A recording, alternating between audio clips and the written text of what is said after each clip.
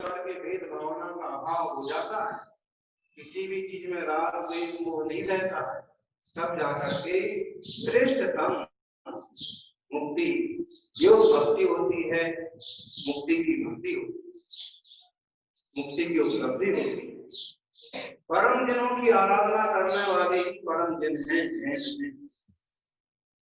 नियम की 139 नंबर की गाथा की टीका में बहुत ही महत्वपूर्ण शब्द आया है। नियम सार की 139 गाथा सभी को ध्यान में होगी। विविरिया विनिवेशम परिचत्ता जो न कहिए तज्जेसु जो जुंजति अपारम नियभावो स्वभावे योगो। विपरीता विनिवेश छोड़ करके जिन भगवान के द्वारा कहे हुए तत्वों में जो अपने उपयोग को जोड़ता है, अपने मन को जोड़ता है, उसे भी परम योग होता है। इसमें जिन की परिभाषा जो की है, जैन के लिए पुराना प्राचीन प्राकृत का एक शब्द है जौन। जैन के लिए क्या शब्द प्रयोग हुआ है? जौन। जिन कहे जौन कहिए, और ये बहुत जगह उपयोग हुआ। प्राकृत में इसका ऐसा रूपांतरण हुआ। तो यहाँ जो परिभाषा लिखी है, सकल जनस्य भगवतः तीर्थादिनाथस्य पाद पद्मों जीविनो जैना। जैन किसे कहते हैं? अपन सहज रूप से ऐसे बोलते हैं कि जो इंद्रियों को जीतने वाले हैं वो जिन हैं, और जिनों को जो मानते हैं वो जैन है। पवित्र आचार विचार वाले जो हैं, ऐसे सदाचारी अहिंसक लोग जैन हैं। लेकिन यहाँ एक और विशेष बात है, सकल जिन केवल ज्ञानी भगवान अरहंत वो तीर्थार्थी नाथ है। ऐसे अरहंत के पाद पद्मों के उपजीवी, उनके जो सेवक है वो जैन है। उनके चरण कमलों में ही हमेशा रहने वाले, उनकी पूजा आराधना करने वाले, उनकी बात मानने वाले ही सच्चे जैन हैं। जैन रहें और जैन जैसा आचरण ना हो तो फिर गड़बड़ बात। कोई सच्चे जैन है। और क्या कौन? परमार्थ तो गणधर देवालया इत्यर्था। परमार्थ से गणधर देव आदि ही जैन है। इंद्रबुद्धि गणधर तो जन्म से ब्राह्मण थे, महावीर स्वामी के सानिध्य में बैरागी बने, मुनि बने, मानव पर ज्ञानी बने। बताइए कितना मतलब ये हो गया कि है तो वो ब्राह्मण, लेकिन इंद्रिय विजय करते ही, तीर्थंकर की शरण में आते ही वो क्या बन गए? जैन बन गए। जैन किसे कहा? अरहंत चरणों की सेवा से उपजीवन करने वाले, अनंत भगवान के चरणों की सेवा तो कोई भी व्यक्ति जैन।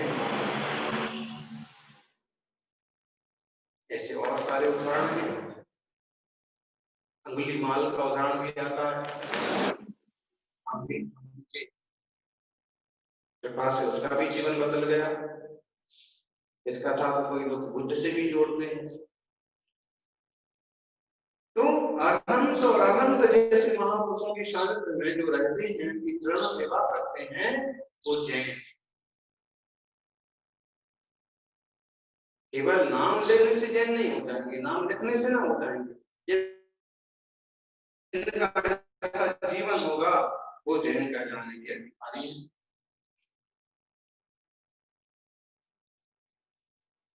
ऐसे जिन भगवान ने जो सब कुछ जाना है, उस जानने के अनुसार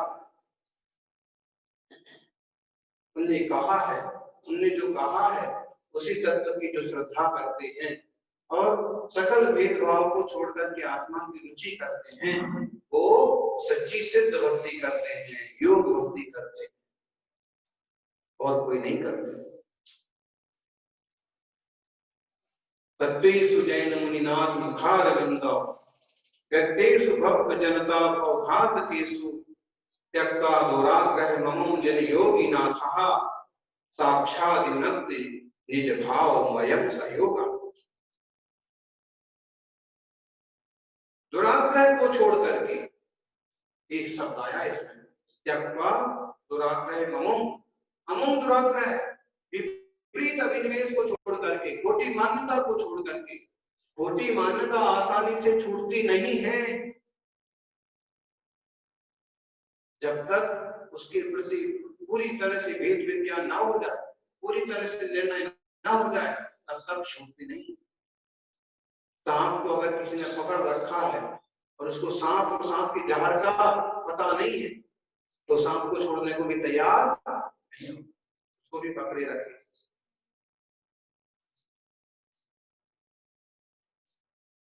खुला हुआ बिजली का तार किसी ने पकड़ लिया और उसे उसके करंट का कभी अनुभव आभास नहीं हुआ, और आप कहो कि छोड़ दे लाइट आ जाएगी, और लेकिन उसके लिए छोड़ना उसको, जब लाइट आए करंट लगे तो फिर।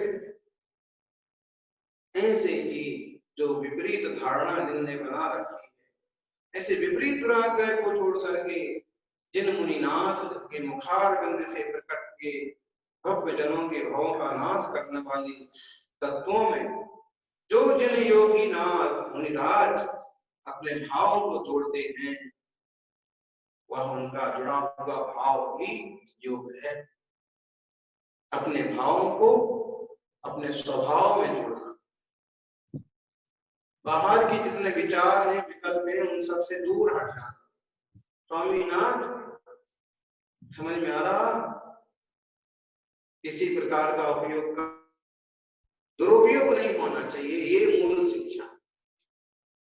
ऐसे लोग हैं कि बस किसी तरह का बहाना ले लिया, किसी तरह का दुराग्रह ले लिया, उसी में जिंदगी निकल जाती है, लड़ाई झगड़े हैं।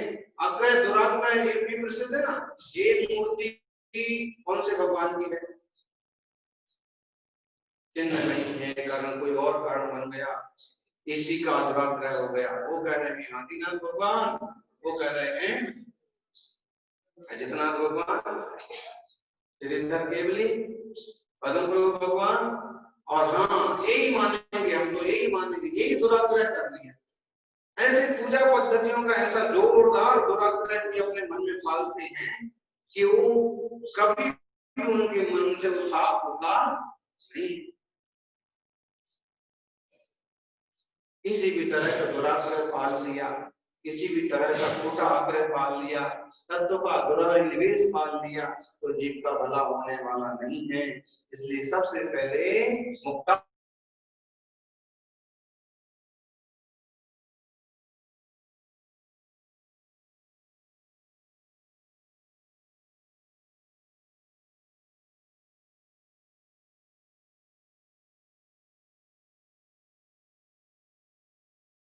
हम आत्म कल्याण करने के लिए, आत्म शुद्धि करने के लिए तैयार हैं, प्रायश्चित पश्चाताप करने के लिए तैयार हैं, करने की बात नहीं है। अगर इस तरह से कोई मार्गदर्शन कर रहे हैं, समझा रहे हैं, तो बुरा मानने की बजाय सीखो, स्वीकार। आग्रह नहीं छूटेगा, दुराग्रह नहीं छूटेगा, तब तक मोक्ष मार्ग में प्रवृत्ति बनने वाली नहीं।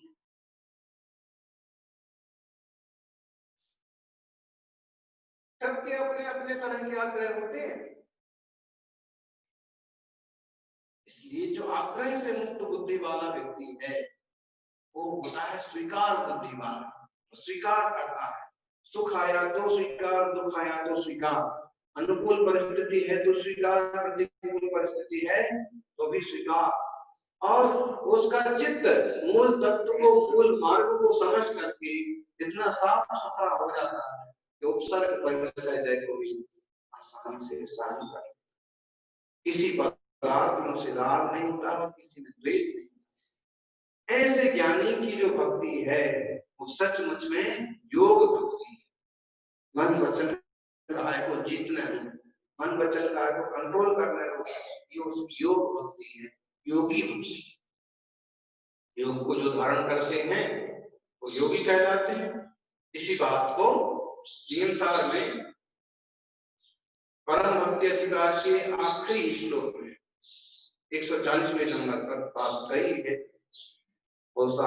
सहादिजिंबरिंदा एवं काम जोग बर भक्तिम निपुदिशो मावन्ना तम्माधु जोगवर भक्तिम उस आदि जिनवरिंदा ऋषभ आदि जिनेन्द्र।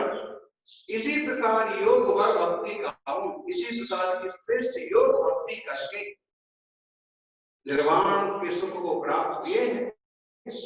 इसलिए हे जीवो, तुम भी श्रेष्ठ योग भक्ति को स्वीकार। योग भक्ति मतलब क्या क्या समझे? मन वचन काय की चंचलता का नाम भी योग है, जो वास्तव है। और अपने अपने मन वचन काय के परिणाम को, उपयोग को अपने उपयोग में जोड़ना, वो योग। योग दोनों है। एक योग आश्रव का कारण बन रहा है, दूसरा योग संबल का कारण बन रहा है। तो जो योग आत्मा के प्रदेशों में परस्पंद में कारण बन रहा है आम संसारी जनों की तरह, वो आश्रव का कारण है। और जो योग संबल का कारण बन रहा है, आत्मा की निष्पन्नता में कारण बन रहा है, उपयोग अपने आप ही जुड़ रहा है, ऐसा योग कहो, ऐसा उपयोग कहो, वो निर्जरा का नाम है, मोक्षमान योगी। ऐसी योग पर भक्ति करके ही सारे सिद्ध हुए हैं ऋषभादि। वर्तमान 24 के 24 तीर्थंकर कौन कौन से हैं? ऋषभ, अजित, संभव, अभिनंदन, सुमति, चंद्र, पुष्प, शीतल, श्रेयांश, अनंत, धर्म,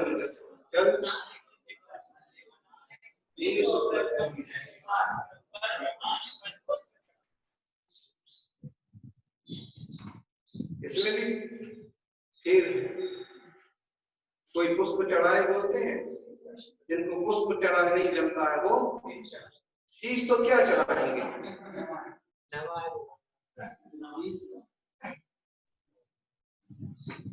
जब पुष्प चढ़ा जैसे शब्द बोलने की हिम्मत नहीं कर सकते तो शीश चढ़ा के बहुत दूर की पड़ी तो शीश नवाएगा। शब्दों के बहुत सारे अर्थ होते हैं। 24 तीर्थंकर भगवान के नाम इसमें कथित हैं और आचार्य देव को स्वामी कह रहे हैं कि ये सारे 24 तीर्थंकर भगवान परम पवित्र योग वर भक्ति करके ही सिद्ध हुए। तो योग वर भक्ति यदि तीर्थंकरों के जीवन में है तो इसका मतलब ये समझ लो कि आश्रव की तो बात नहीं है, आश्रव करके कोई सिद्ध होता नहीं है। और जब तीर्थंकर जैसे महापुरुषों के नाम लिए हैं, उनका नाम कथन किया है, इसका मतलब है कि यहाँ योग भक्ति का कुछ विशेष अर्थ होना चाहिए।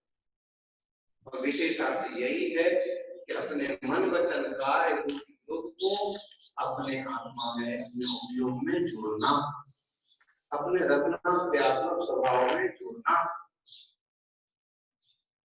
देखो सबके ऐसे अंतर में ऊपर भी त्रिमूर्ति विराजमान है, 24 तीर्थंकर विराजमान, पंच वाले थे भगवान विराजमान, भगवान विराजमान।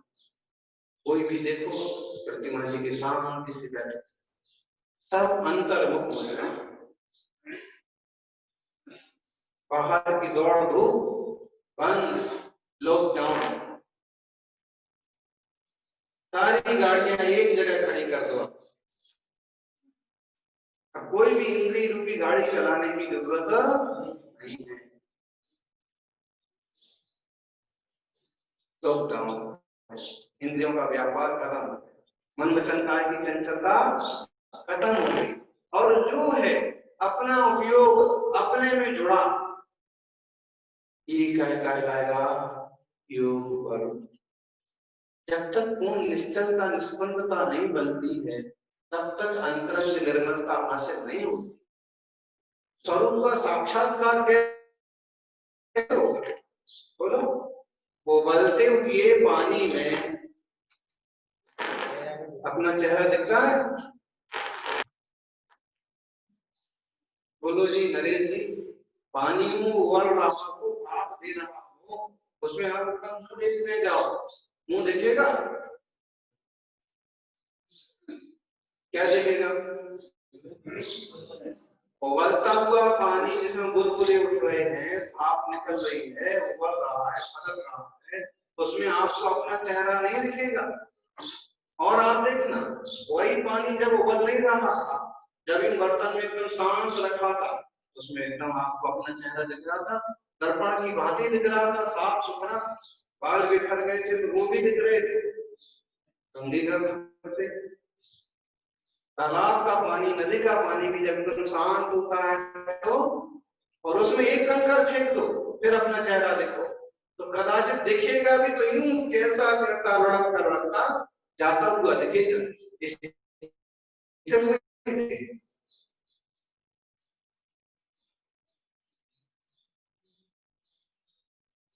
इसका मतलब क्या होगा?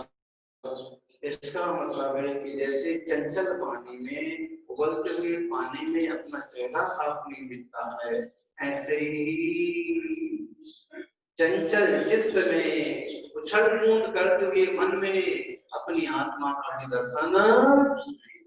जब ये सब शांत हो जाए, मन वचन काया की चंचलता थम जाए, तो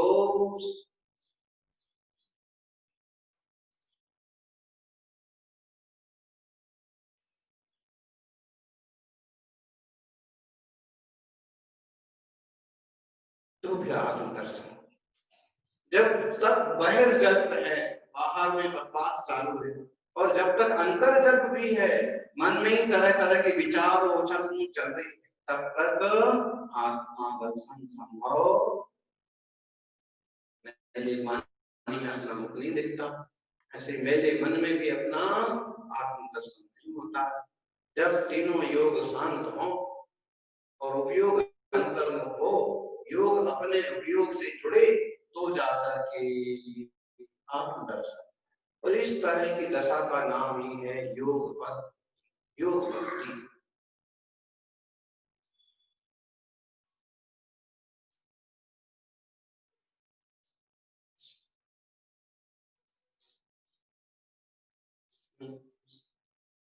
माँ ने अपने बेटे से कहा, जाओ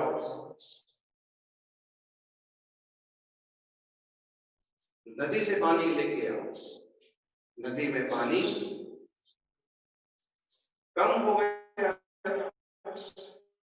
जब वो गया तभी वहां से कोई निकल के गया था, इसलिए उस तरफ का पानी मैल से परिपूरित था, उसमें काफी मैल दिख रहा था, मैला मैला पानी। लौट के आ गया, उसने कहा, माँ पानी तो बहुत मैला है, मैला पानी में कैसे लाऊं? माँ ने कहा, फिर जाओ। फिर गया,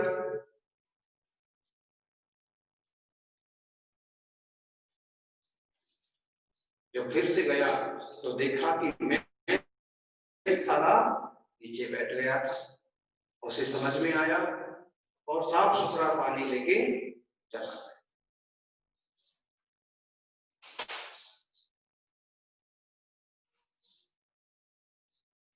बेटे ने पानी दिया तो माँ ने कहा, कहां से लाए? वहीं से लाया। तो तुम तो कह रहे थे मैला है। जब मैं पहले गया था तब मैला था, फिर जब मैं दोबारा गया तो पानी साफ हो गया। ऐसा कैसे हुआ? माँ ने कहा कि जैसे जैसे कचरा नीचे बैठ जाता है तो पानी साफ हो जाता है, ऐसे ही बेटे जीवन में जैसे जैसे विकार और मैल नीचे नीचे बैठ जाता है, तब तो दर्शन होता है, वैसे वैसे जीवन में निर्मलता आती है। जल में जैसे मैलापन आ जाता है, वैसे जीवन में भी मैलापन आ जाता है। लेकिन जैसे जल के मैलेपन को शांत किया जा सकता है, जैसे जीवन के मैलेपन को भी तत्व ज्ञान के बल पर शांत किया जा सकता है। हमने आपको नहीं बताया शायद, लेकिन ऐसी घटना है अंकली की। अंकली में आचार्य महाराज का चतुर्मास नहीं हो पाया, उसका ऐसा ही कारण था। हमको मालूम पड़ा था, आचार्य ने बताया था। तो हुआ ऐसे कि 2008 का चतुर्मास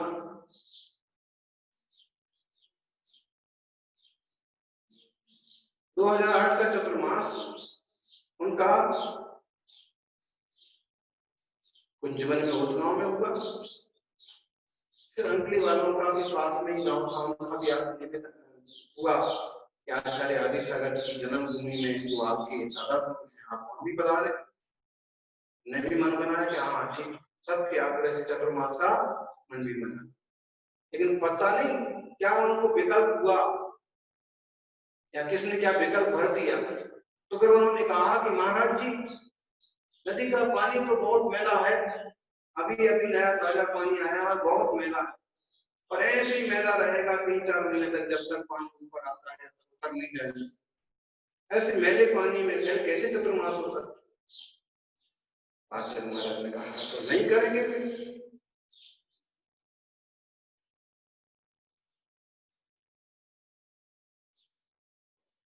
अभी चाहे बहाना हो, चाहे कुछ लोगों का दबाव हो, लेकिन आचार्य महाराज ने सहज रूप से कह दिया कि भाई जब ऐसी बात है तो नहीं करेंगे। फिर थोड़े दिन बीते, तब तक महाराज जी का विहार चरकरण की तरफ हो गया। तब तक उनको फिर वापिस होश आया, किसी ने और दूसरे ने समझाया कि अरे ऐसा अवसर छोड़े दिए जा रहे हो,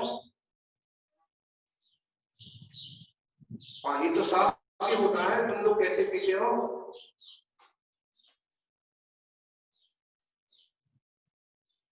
फिर उनकी भी बात समझ में आई कि इतने बड़े आचार्य और इतने महान तपस्वी को फिर निवेदन करने गए, और फिर भी कहा कि मैला तो रहता ही है। महाराज ने कहा पानी तो मैला रहता है, तो फिर कैसे क्या करें। तो उन्होंने कहा कि उसको हम भर लिया करेंगे और उसमें पिटकड़ी डालेंगे या उसको 2 दिन रखते हैं तो सब कचरा नीचे बैठना है, तो पानी काम में आ सकता है। आचार्य महाराज ने कहा कि भाई अब तो समय निकल गया, अब ऐसा साफ पानी आप ही पीते रहो।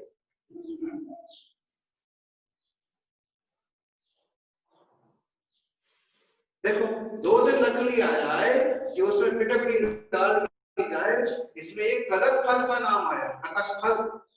ऐसा कोई फल भी होगा या पिटकड़ी रोटी। तो ऐसे पानी में इसको डालने से वो साफ सुथरा होता है, वैसे अपने स्वभाव में तत्व ज्ञान डालने से, निरंतर तत्वाभ्यास करने से अपना चित्त भी निर्मल होता है। ऐसे अपन पवित्र चित्त वाले बने, ताकि यहाँ को जो भी सिद्धांत भगवान की